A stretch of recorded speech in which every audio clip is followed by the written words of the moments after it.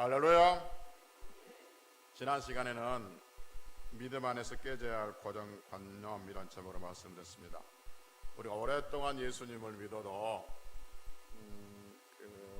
오래된 편견, 고정관념들이 있고 그것들은 성경 말씀 안에서도 깨지기 힘든 경우들이 있다. 그래서 베드로를 예를 들어서 말씀을 드렸습니다. 그리고 우리가 가지고 있는 모든 편견과 고정관념들은 말씀으로 깨져야 되고 오직 우리를 주관한 것은 말씀이 되어야 된다라고 말씀드렸습니다. 오늘은 생명의 말씀이신 예수 그리스도라는 제목으로 말씀을 드리려고 합니다. 따라서 합시다. 생명의 말씀이신 예수 그리스도. 요한복음 그리고 요한 1, 2, 3, 4, 요한 1, 2, 3서는 그리고 요한계시록은 사도 요한이 기록한 하나님의 말씀이죠. 사도 요한은 예수님 12제자 중에서 예수님의 사랑을 가장 많이 입은 제자이기도 합니다. 그래서 베드로도 그 유명한 성깔 있는 베드로도 그 예수님께 묻기가 좀 껄끄러운 물음들은 제가 직접 묻지 않고 사도 요한을 통해서 물었던 성경의 기록이 있습니다. 예를 들면 요한복음 13장 21절에 보면 예수님께서 제자들과 이 땅에서 마지막 식사를 하거든요. 이 마지막 식사를 우리는 최후의 만찬이라고 하죠. 그런데 마지막 그 식사 시간에 예수님은 이 식사가 마지막 제자들과 이 땅에서 마지막 식사인 줄 아는 거죠. 그런데 제자들은 이 식사가 예수님과 마지막 식사인 줄 모르고 식사하고 있는 거예요. 그러한 상황 속에서 예수님께서 뜬금없이 식사를 하는 가운데 뜬금없이 뭐라고 하냐면 너희 중에 나를 팔 자가 있다라고 말하죠. 그러니까 제자들이 벙 뜬 거죠. 왜냐하면 가룟 유다를 빼놓고 11명의 제자들은 아무도 예수님을 팔 생각을 안 하고 있거든요. 근데 너희 중에 나를 팔 자가 있다라고 하니까 궁금한 거죠. 궁금하고 또 심지어는 베드로가 뭐라고 했냐면 내가 죽을지언정 주님을 부인하지 않겠습니다고 말했거든요. 그러니까 내가 죽을지언정 주님을 부인하지 않겠다 이 말은 베드로가 하는 말, 베드로만 하는 것이 아니라 마태복음 26장 35절에 보면 모든 제자들이 다 그렇게 말했다고 했어요. 그러니까 그 모든 제자들 중에 가룟 유다 포함되어 있었지 않겠습니까? 근데 가룟 유다는 팔생활 하면서도 말은 안 했다고, 그렇게 하지 않겠다고 그렇게 말했을 것이라고 추측이 되어지는 것이죠. 근데 우리가 죽을지언정 주를 부인하지 않겠다고 말한 그 말이 몇 년 전에 했던 이야기도 아니고 몇 달 전에 했던 이야기도 아니고 또 어제 했던 이야기도 아니고 바로 방금 전에 했던 이야기거든요. 우리가 죽을지언정 주를 부인하지 않겠다라고 방금 전에 그 이야기 했는데 그 말을 듣고 예수님께서 너희 중에 나를 팔 자가 있다고 말한 거예요. 제자들이 굉장히 궁금하죠. 그 중에 제일 궁금했던 사람이 베드로였던 것 같습니다. 그래서 베드로가 예수님께 직접 묻지를 못하고 그 사도 요한에게, 그때 사도 요한이 어떻게 했냐면 성경에 뭐라 하냐면 예수님의 품에 의지했다는 것이에요.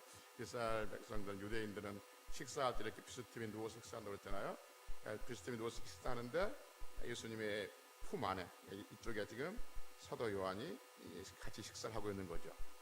그러니까 베드로가 사도 요한한테 아니 거죠, 머리짓으로 무릎 한번 말인 거죠.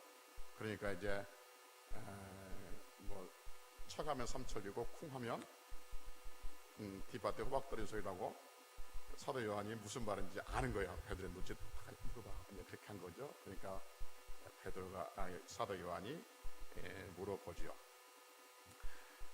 뿐만 아니라 요한복음 21장 20절에 보면 성경은 사도 요한에 대해서 뭐라 하냐면 예수님께서 사랑하시는 그 제자, 예수님께서 사랑하시는 그 제자. 그러니까 사도 요한은 성경에서 우리에게 말하기를 예수님께서 사랑하시는 제자이고 예수님과 가장 가까이 있었던 그 제자가 사도 요한이었는데 그 사도 요한, 예수님께 사랑을 가장 많이 입었고 또 예수님과 가장 가까이 있었던 그 사도 요한이 우리에게 예수님에 대해서 알려준다 그 말인 거죠. 그 예수님에 대해서 사도 요한은 우리에게 알려줘요. 그래서 자세히 예수님이 누군가에 대해서 말씀해주고 있는 거죠. 그래서 오늘은 사도 요한이 알려주신 그 예수님이 누구인가, 그거 왜 우리에게 알려준가 한번 말씀을 듣고 오늘 나누려고 하는데, 사도 요한은 요한 1서 1장 1절에서 이렇게 말씀을 시작합니다. 태초부터 있는 무엇에 관하여는? 생명의 말씀에 관하여는 이라고 말합니다. 태초부터 있는 생명의 말씀, 많은 의미가 담겨져 있는데 좀 살펴보면 태초부터 있는 생명의 말씀은 누구를 말씀하시는 겁니까?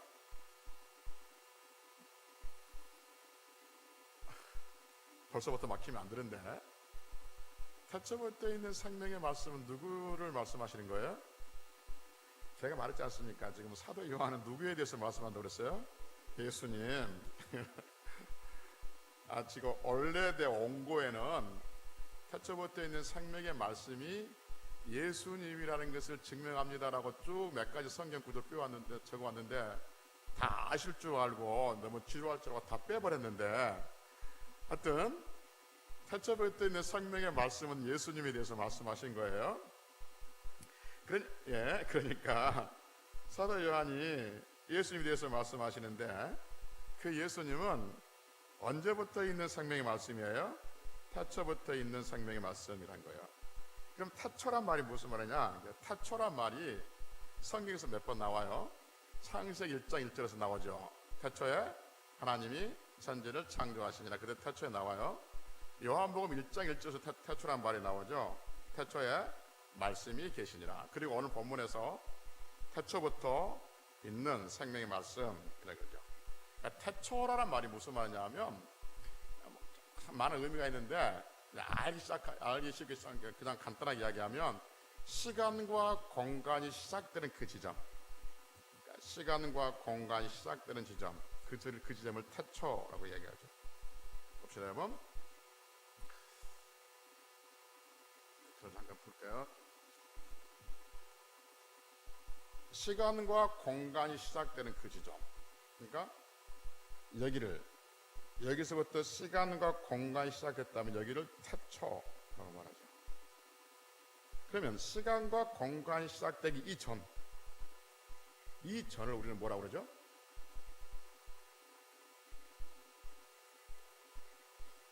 창세기 이전을 우리는 창세전 영원한 세계라죠. 창세 전도 먹고 영원한 세계. 시작이 있으면 반드시 끝이 있다 없다? 시작점이 있으면 반드시 끝점이 있어요. 그 끝점이 예수님께 오실 종말의 시대죠. 그러면 그 다음의 시대, 이 시대는 어떤 시대? 영원한 시대. 그래서 이 영원한 시대와 이 영원한 시대에 지금 시작점이 있고 끝점이 있고 이 세상이 있다, 그 말인 거죠. 지금 영혼과 영혼 사이에 있는 이 공간에 우리가 들어있는 것이죠. 이게 시작이란 개념, 태초란 말이 그런 개념을 갖고 있단 말이에요. 근데 이 태초, 그러니까 이전에 영원한 그 세계에 누가 계셨어요? 아니, 하나님.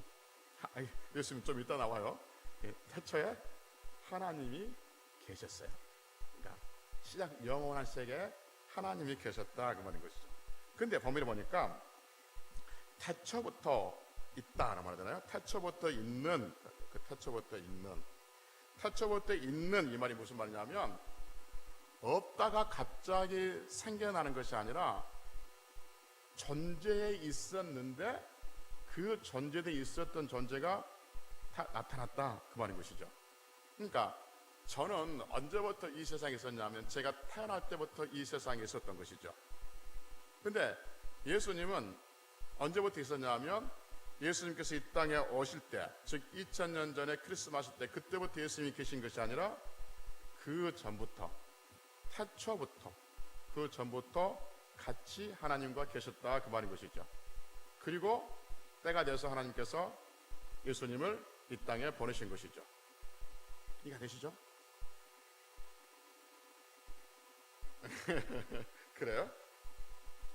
그러니까 예수님은 영원 전부터 계셨고 그 영원 전부터 계신 예수님께서 이 땅에 오신 것이죠. 그래서 만물이 창조되기 전부터 예수님이 이 땅에 계셨다. 성경 그렇게 말씀해 주고 있는 것이죠. 그러면서 말씀하시기를 다시 봅시다. 1장 1절에 보면 태초부터 있는 생명의 말씀, 이 생명의 말씀이 누구라고 그랬어요? 예수님에 대하여는 우리가 들은 바요, 눈으로 본 바요, 자세히 보고 손으로 만진 바라, 이렇게 말합니다. 그러니까 사도 요한은 생명의 말씀이신 예수님에 대해서 예수님께서 말씀하신 것을 귀로 들었다라고 말하죠. 우리가 들은 바요, 그 다음에 눈으로 봤다라고 말하죠. 근데 대충 본 거예요? 자세히 본 거예요? 자세히 봤다. 그리고 또요, 손으로 만졌다, 그렇게 말합니다. 여러분, 어떤 사람이 무엇을 설명하는데 그 사람이 눈으로 봤어요, 그리고 귀로 들었대요, 그리고 손으로 직접 만져봤대요. 그것을 우리에게 설명하면 우리는 그 설명하는 사람에 대해서 신뢰성을 가져요, 가지지 못해요? 가지죠. 근데 어떤 사람이 뭘 설명하는데 안 봤대, 못 들었대, 만져보지도 못했대. 근데 우리가 설명하면 우리 뭐라고 하죠? 뻥 그러죠. 예, 그렇습니다. 거짓말이에요. 이거 보지도 못하고 듣지도 못하고 만져보지도 않은 것을 뭐 자꾸 설명하면 이게 잘못된 거죠.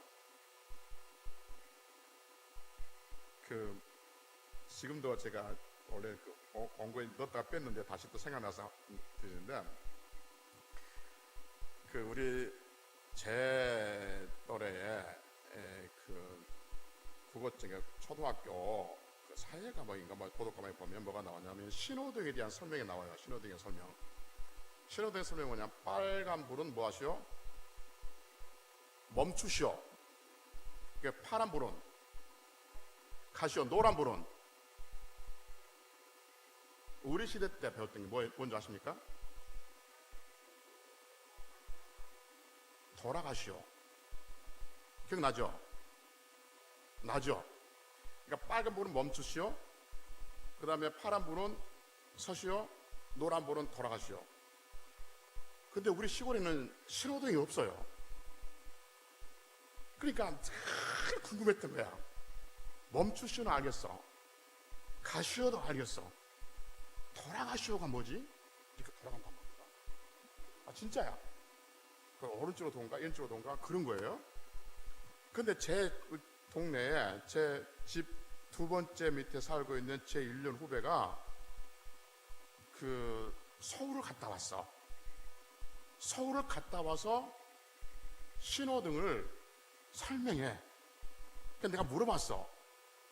돌아가시오가 무슨 뜻이냐? 라고 물어보니까 사람들이 지나가다가 노란불이 딱 켜지면 서로 이렇게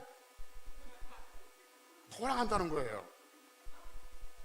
그걸 제가 믿었겠어요? 안 믿었겠어요? 왜 믿었겠어요? 봤으니까. 아, 진짜예요. 지금도 기억이 생생해요. 시로 시작되는 1년 후배인데. 그래가지고 초등학교 4학년 때 광주로 애산주달 갔어요. 그때 초등학교 4학년 때 짜장면을 처음 먹어본 거예요. 제가 짜장면이 얽힌 일화도 있는데, 그때 신호등을 내가 본 거예요. 처음에 초등학교 4학년 때 신호등을 나는 처음 본 거예요. 그때 보니까 신호등이 노란 것이 이렇게 돌아가는 것이 아니라 좌회전은 우회전 이렇게 돌아가라, 그 말했던 거예요. 그러니까 그 사람이 그 후배가 1년 후배가 봤다니까. 서울에 가서 신호등을 보고 설명했는데 가다가 노란불이 딱 써지면 한 바퀴 돌고 간다고 설명해 주니까 의심스러웠지만 나는 믿을 수밖에 없었던 거죠. 근데 서울에 안 갔다 온 사람이 그렇게 말했다면 믿었겠어요? 안 믿었겠어요? 안 믿죠. 그걸로 누가 믿습니까? 근데 갔다 와서 그렇게 했다는데 믿을 수밖에 없지. 근데 여러분, 그 차원의 문제가 아니라 사도 요한은 지금 예수님께서 말씀하신 말씀을 들었어요. 그리고 눈으로 봤어요. 대충 본 것이 아니라 자세히 봤어요. 그리고 손으로 만졌어요. 그분이 전해주신 예수 그리스도는 신빙성이 있어요? 없어요? 있어요. 그분이 전해준 예수 그리스도는 참 예수 그리스도인 것을 우리는 알 수가 있는 것이죠. 그러니까 그분이 전해준 예수님이 누구냐 하는 것이죠. 근데 2장 2절에 보니까 뭐라 하냐면 2장 2절 이 생명이 어떻게 했다고요? 나타나신 바 되신 바 된지라 이렇게 말합니다. 같이 읽읍시다. 시작.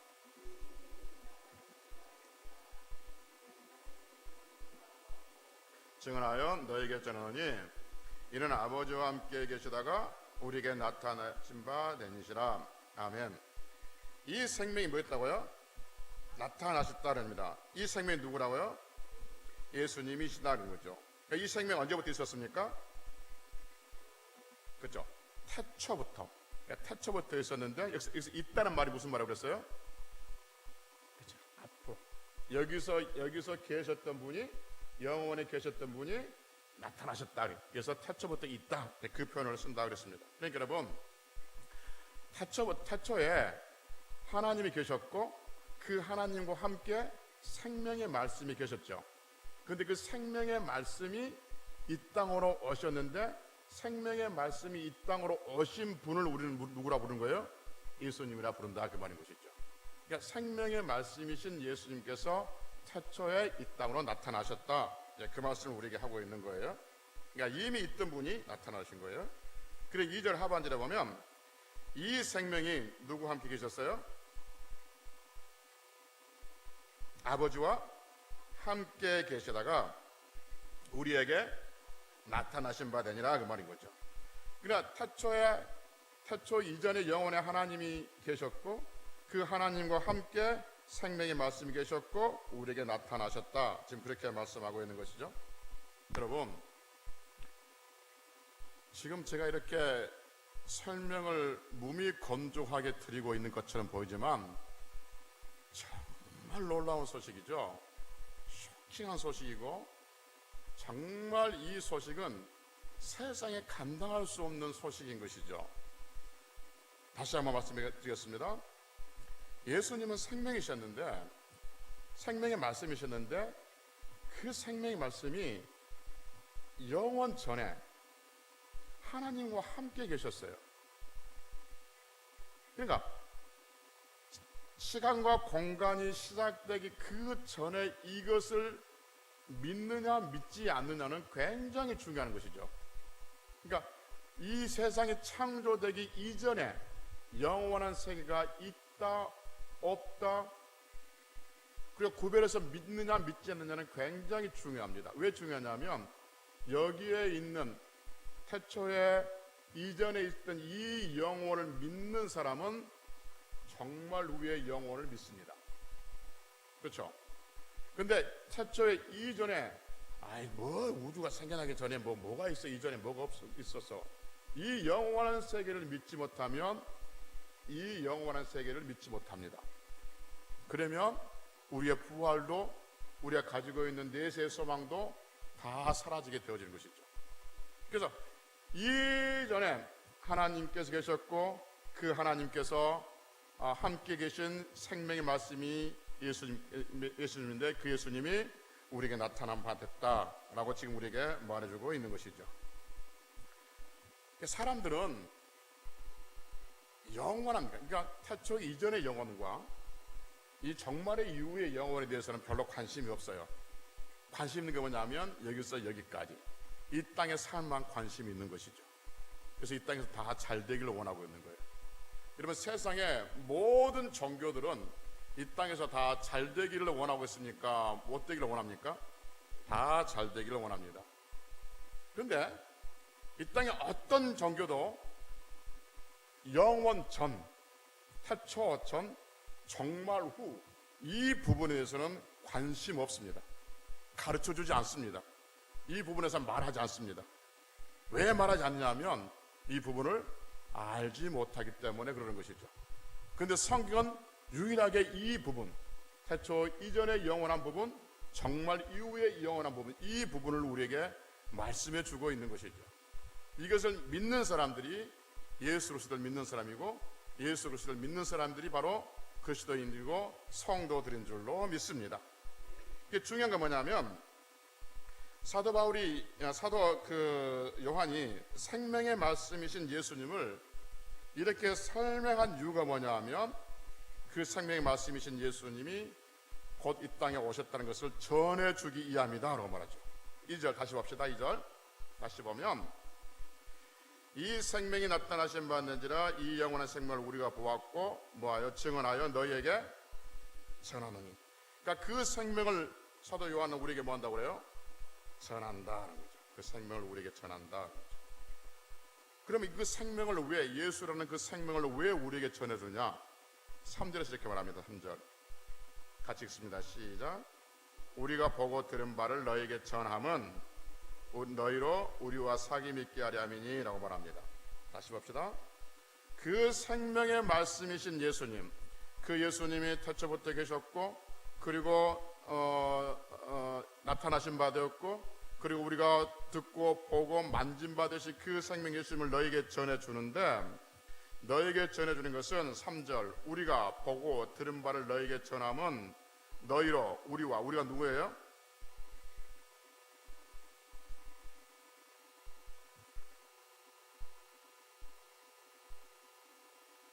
성도들? 아니라니까. 지금 이 요한 열서는 누가 썼어요? 요한. 그래, 사도 요한. 다시 봐요. 우리가 보고 들은 바를 너희는 누구예요? 1차적으로는 그 요한 1, 2, 3, 4가 개인 서신이에요? 바울 서신이에요? 일반 서신이에요? 일반 서신. 그렇죠. 일반 서신 배우셨죠? 일반 서신. 그러니까 모든 믿는 사람들. 다시 봐요. 우리가 보고 들은 바를 너희에게, 너희가 누구예요? 모든 믿는 사람들에게 전함은, 그 예수 그리스도를 전함은 우리가 누구라고요?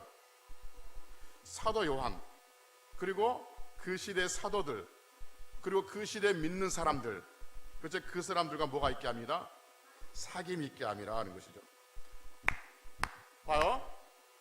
사도 요한이 예수님에 대해서 쭉 설명합니다. 그분의 생명의 말씀이다. 태초부터 있었다. 그런데 그분이 나타나셨다. 그걸 우리가 보고 들었다. 손으로 만진 바다. 이것을 내가 너에게 전해줄게. 그러니까 왜 전해주세요? 왜 전해주냐면 이것을 전함으로써 너희와 우리가 사귄다는 말인 거죠. 굉장히 중요한 놀라운 거예요. 사귄단 말은 교제한단 말이에요. 하나가 된단 말이에요. 서로 결합한다는 의미가 있는 거예요. 그러니까 사도 요한이 전해주는 그 예수님을 믿으면 누가 사귀는 거예요? 사도 요한의 그 시대의 그 사도들과 그 시대 사람들과 우리가 사귀는 것이다, 그 말인 것이죠. 그러니까 사도 요한이 전해준 생명의 말씀, 예수님을 전해주면서 뭐냐면 이 예수님을 통해서 너희와 너희가 사귈 수 있어. 그래서 너희와 우리가 사귀기 위해서 내가 이 예수님을 너에게 전해줘 라고 말한 거죠. 그러면서 계속해서 말하기를 사도 요한은 뭐라고 하냐면 우리의 사귐은 누구와? 아버지와. 아버지는 누구예요? 하나님과 그의 아들 예수 그리스도와 더불어 뭐함이라? 누림이란 말이 사귄단 말이거든요. 그러니까 내가 너희들 예수님을 전해줘. 그 예수님이 누군가 조금 전에 설명했어요. 그 예수님을 내가 전해주는데 왜 그 예수님을 우리에게 전해주세요? 이 예수님을 받으면 너희와 우리와 사귈 수 있어. 그뿐만 아니라 아버지와 그의 아들과 사귈 수 있어. 지금 그렇게 우리에게 설명해 주고 있는 것이죠. 여러분, 사도 요한이 생명의 말씀이신 예수 그리스도 우리에게 전해준 이유가 뭐냐면 사도 요한과 사귀는 것이고 그리고 그 시대의 사도들과 그 시대의 성도들과 사귀는 것입니다. 그러면 그 시대의 사도들과 사도 요한과 사귀는 것은 어떤 의미가 있느냐?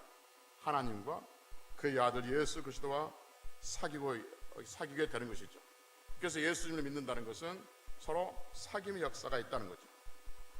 그래서 여러분 잘 들어보십시오. 예수 그리스도 안에서는 모든 시대, 모든 인종, 모든 환경에 있는 사람들과 사귀게 하는 능력이 되는 줄로 믿습니다.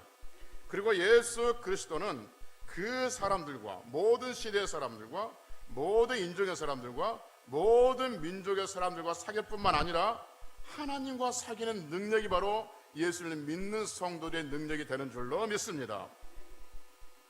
무슨 말하고 싶냐면 여러분 예수님을 믿으면요 성경 안의 인물들과 사귀는 능력이 생기는 거예요. 그 말이요. 지금 우리가 여러분 사도 요한과 어떻게 사귈 수 있겠습니까? 그 시대 옛날 시대 사람, 2000년의 사람하고. 그런데 사귈 수 있대. 예수 그리스도를 믿음으로. 그리고 예수 그리스도를 믿음으로 우리와 사귈 뿐만 아니라 하나님과 그의 아들과 사귈 수 있대. 그러면 예수님을 믿으면 성경의 인물들과 사귈 수 있습니다. 누구와 사귈까요? 다윗, 솔로몬, 아브라함, 모세, 베드로, 사도 바울, 이런 분들과 사귈 수가 있는 거예요. 여러분, 사람은 누구랑 사귀냐에 따라서 생각이 다르고 투가 달라집니다. 경상도 사람들은 전라도 맞습니까? 경상도 맞습니까? 전라도 사람들은 경상도 맞습니까? 전라도 맞습니까? 왜 그럴까요? 그쪽에 사귀었기 때문에, 그 사람들과 사귀기 때문에 그렇습니다. 그래서 말투가 달라져요. 억양이 달라집니다. 생각이 달라져요. 북한 사람은, 강원도 사람은 같은 시대 같이 사귀는 사람들은 그 말 쓰는 언어가 달라져요. 그래서 여러분, 예수님을 믿는다는 것은 어떤 의미가 있냐면 성경의 위대한 사람들, 축복을 받은 사람들, 하나님 앞에 은혜 입은 사람들, 그 사람들과 사귀는 거예요. 할렐루야. 이게 신비고 능력이라니까요. 여러분, 지금 사도 바울이 그 이야기하고, 사도 요한이 그 이야기하고 있지 않습니까? 예수님을 믿는다는 것은 너희와 우리가, 예수님인데, 예수님을 너에게 전해주는 이유는 뭐냐면, 이는 너희와 우리가 사귐 있게 하려고, 뿐만 아니라 하나님과 하나님의 아들 예수 그리스도와 누리게 하려고, 사귀게 하려고 너에게 전해준다, 그 말인 것이죠. 그러니까 여러분, 예수님을 믿는 사람들은 것은 성경에 있는 그 위대한 인물들, 우리가 동경하고 있는 그 인물들, 다윗이라든지 솔로몬이라든지 요셉이라든지 그 위대한 인물과 사귀고 있다는 그 말인 거죠. 여러분, 지금 이 시대에 다윗이라든지, 지금 이 시대에 다윗 있고, 지금 진짜 실제 다윗이 여기에 있고, 지금 실제 솔로몬이 여기에 있고, 지금 실제 요셉이 여기 있다면 그 사람과 사귀고 싶습니까? 그 사람과 등지고 싶습니까? 사귀고 싶습니다. 근데 여러분, 단순히 사귀고 싶다, 뭘 훈훈할 사람이다, 그랬구나 라고 끝나는 것이 아니라 성경은 예수를 믿으면 그 사람들과 사귐이 있다라고 말해주고 있는 거지. 그 이야기를 들려주고 싶다는 것이죠. 그래서 성경을 가까이 하고 예수를 믿는 것은 결국 그 사람들과 사귐이 있게 되어지고, 결국은 하나님과 사귀는 놀라운 역사가 우리 안에 일어나게 되어지는 것이죠. 그래서 여러분, 성도는 하나님과의 교제도 중요하지만 성도가 서로 교통하는 것도 굉장히 중요합니다. 성도가 착각하지 말아야 할 게 뭐냐면, 성도는 성도끼리 서로 불통하는데 하나님과 잘 교통하고 있다고 생각하면 착각인 것이죠. 성도가 서로 교통하지 못하면 하나님과도 교통하고 못하고 있던 증거가 됩니다. 내 마음속에는 마음에 어떤 사람 때문에 불편함과 미움이 있고, 그래서 교제가 단절되고 있는데 나는 지금 하나님과 잘 교통하고 있어 라고 하는 것은 성경에 대한 무지에서 온 것이죠. 왜냐하면 성경 분명히 우리에게 말씀하시기를, 마태복음 5장 23절 24절에서 말씀하시기를 자주 말씀드렸지만, 그러므로 예물을 제단에 드리다가 거기서 내 형제에게 원망 들을 만한 일이 생각나거든 예물을 제단 앞에 두고 먼저 가서 형제와 뭐하고 화목하고 그에 와서 예물을 드리라고 말합니다. 하나님과 소통한다는 것은 결국 성도끼리 소통하는 것이고, 성도끼리 소통하는 것을 확장시켜서 성경의 인물들과 소통한다는 그 의미가 되어지는 것이죠. 그래서 나는 어떤 사람과 지금 성도들끼리 단절되어 있고 소통이 안 되어 있고 미워하고 시기하고 있음에도 불구하고 나는 기도를 열심히 하니까, 나는 성경을 많이 보니까 하나님과 교통하고 있다, 하나님과 나는 지금 잘 통하고 있다 하는 것은 그건 착각이라는 것이죠. 하나님과 통하고 있지 않는 겁니다. 자기 혼자 기분이죠. 자기 혼자 감정입니다. 내가 이렇게 하니까 통하고 있을 것이라 생각하는데 아니요, 막혀 있다라고 성경은 우리에게 말씀하고 있습니다. 사도 요한은 예수님을 우리에게 전한 목적이 예수님으로 인해서 사도들과 사귀고 그리고 성도들과 사귀고 그의 아들과 하나님과 사귀는 것이 있다는 것을 가르쳐 주기 위함이다. 성경을 말하고 있는 것이죠. 사랑하는 성도 여러분, 이런저런 말씀드렸지만 예수 그리스도를 믿는다는 것은 결국 모든 성도와 같이 사귀는 것이고 지금 우리 주변에 있는 성도들뿐만 아니라 성경에 있는 인물들과 사귀게 되어지는 것이죠. 그래서 성경의 인물들 여러분들이 닮고 싶고 배우고 싶고 같이 있었던 그 성경의 인물들 단순히 동경의 대상이 아니고 단순히 성경 속에 있는 그 기록된 대상이 아니고 우리의 사귐의 대상이니까 예수 그리스도를 잘 믿음으로 말미암아서 그들의 사귐을 통해서 그들과 사귐을 통해서 그들이 받은 은혜, 그들이 받은 복, 그들이 받은 하나님과 동행하는 그 놀라운 능력들, 그 은혜와 그 복을 누리며 승리하는 성들이 되시기를 주의 이름으로 축복합니다. 기도하시겠습니다.